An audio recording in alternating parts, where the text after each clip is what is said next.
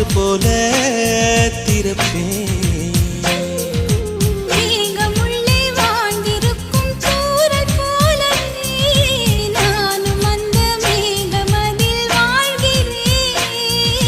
காற்றழுத்தம் போல வந்து நானும் உன்னை தான் முத்தமிட்டு முத்தமிட்டு போகிறேன்.